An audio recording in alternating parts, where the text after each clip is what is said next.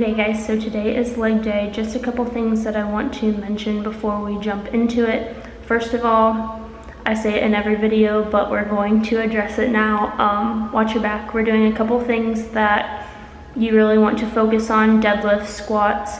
Just focus on good form, good contact in your muscles.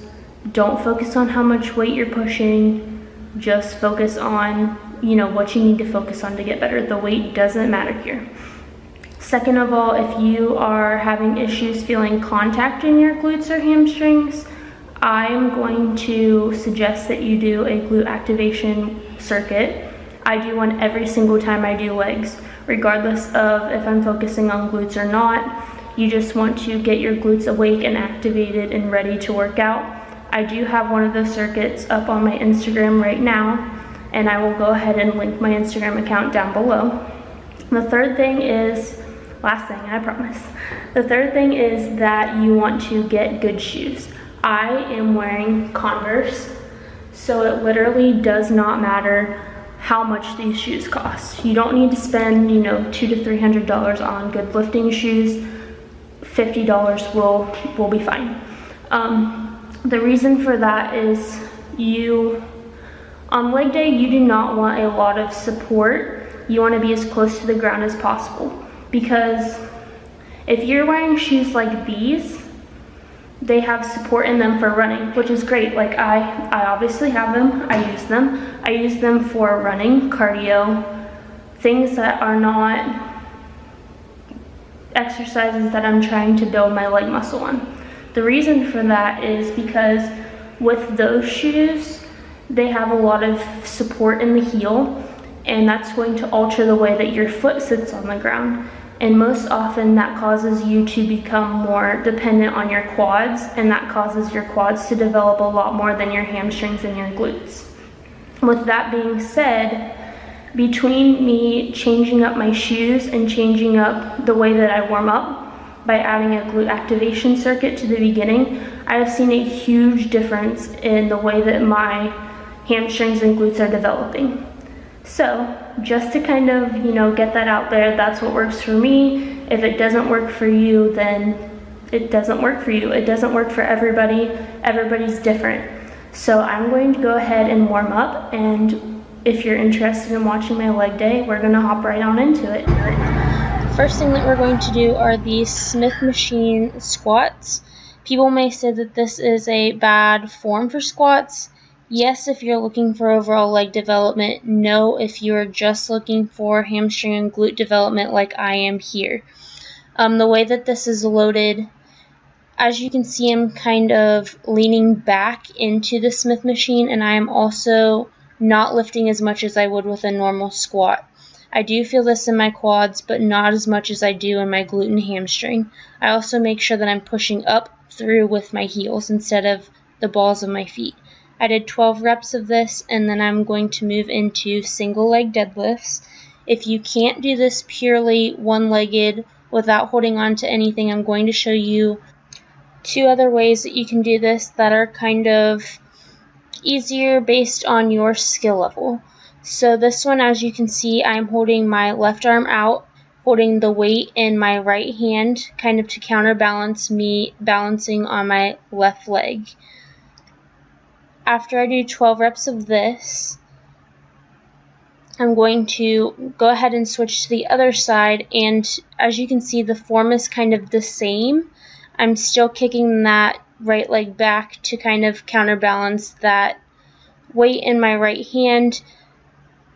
I'm still putting all of my weight onto that left leg, really focusing on pulling up with my hamstring and glute. The only difference between the first and second are that my hand is on the weight tree. You can't really see it, but it is on there for additional support. This is the last option that I'm going to show you. The difference is, instead of kicking my not working leg back, it's on the floor. But there's no weight on that leg at all. It's just there for additional support. I'm really focusing on putting all of my weight onto that left leg, pulling up with that left hamstring and glute. Again, I did 12 reps for 4 sets. Moving into our second superset, we're going to start with the leg extension machine. Make sure that this is set up right. You want the part that goes across your shins to be between your shin and your ankle, and you want it to be comfortable. You also want to be pulling up with your quads instead of your knees to avoid knee injury. We're doing 15 reps of that, and then we are going to move into jump squats with a kettlebell. When you're doing these jump squats, make sure that you're leaning back and you're really trying to push your hips back to avoid knee injury here. We're going to do 12 reps and 3 sets total. Moving into this hamstring curl complex, the reason why I'm isolating one leg at a time and really lowering my weight on this is because I can feel contraction a lot more in my right hamstring than I do my left hamstring when I do both legs together, and we do not want any MVP hamstrings. We want to make sure that they're developing at the same rate, they have the same strength so that we're not getting injured due to imbalance. And to be honest, it's going to look kind of funky if you have a right hamstring that's a lot bigger than a left hamstring, so we want to avoid that. The other thing that I want to point out is that my non-working leg is truly non-working. The only reason that it's touching that pad is because I want it out of the way of the machine and that working leg so that I'm not fiddling around with that leg that I'm not using and taking time away from the leg that I am using. So after I do 10 reps on each leg, I'm going to add weight. Just to give you a ballpark, I did 30 pounds on each leg, and then I did 70 pounds together, and we are going to do 10 reps and 3 sets total. I'm really focusing on contracting that left hamstring because my right hamstring does recruit itself a lot. We are now on our next to last superset. So we are going to do walking lunges, but instead of kind of alternating working legs, we're going to have the same working leg for 8 reps straight, and then we're going to switch working legs. So traditionally what you would do is lunge out with one leg and then lunge out with the next leg. And what we're doing here is we're going to lunge out with our working leg, step up with our non-working leg, and then lunge out with that working leg again, so that we're continuously working that same leg. We're doing 8 reps on each leg, and then we're going to end with 5 pulses on that working leg. So it's 8 reps with the same working leg, 5 pulses, 8 reps, 5 pulses. And then we're going to move into goblet squats.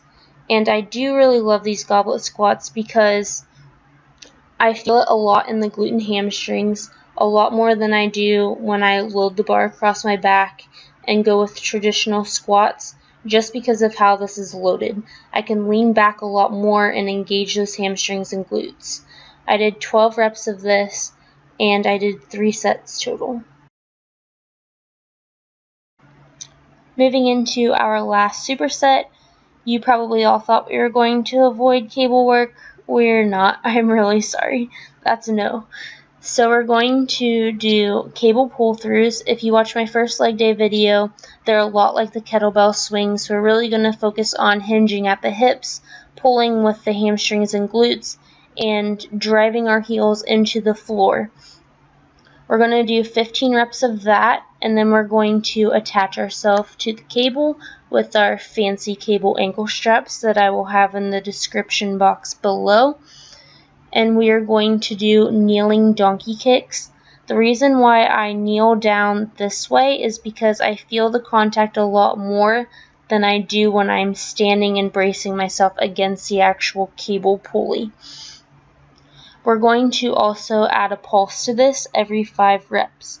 So we're going to do 5 reps, 5 pulses, 5 reps, 5 pulses, 5 reps, 5 pulses, 5 reps, 5 pulses for 20 reps total, and we're going to do 3 sets of this. Really focus on squeezing your glutes on these and driving out with your heels. Basically, anything that you want to engage your glutes on, you're going to focus on driving your heels outwards, either up like I am or into the ground like we were with those goblet squats and the cable pull-throughs. Moving into our last exercise, we're going to do a glute burnout with these MYO-REP hip thrusters and I'm adding a twist at the end. If you don't know what MYO reps are, that's okay. I'm going to show you right here. So what we're going to do are 10 reps of hip thrusters. I went lighter weight, and you'll see why in just a minute. I also added a resistance band, and you don't have to. I just wanted to make my legs work a little bit harder at staying apart, and that's going to work the outer glutes. So after those 10 reps, we're going to take 3 to 5 good deep breaths, and we're going to go straight into 5 more reps. You basically want to keep doing this until you are almost at muscle failure. So for me, it's about 10 of the initial reps, 5 reps, 5 reps for 20 reps total. I also want you to notice my feet when I'm doing this.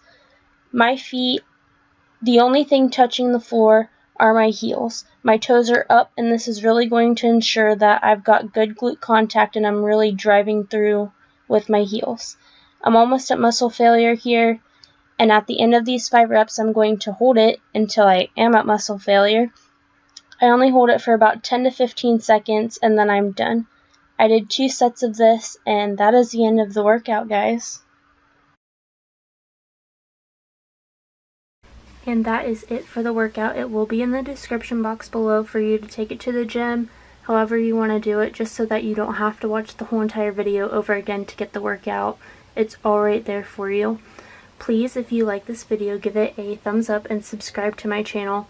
I know that I say this every week, guys, but I really do mean it. Thank you for your support. Thank you to everyone who's subscribed to the channel. Thank you to everyone who comes back and watches every single week. I am so grateful for that.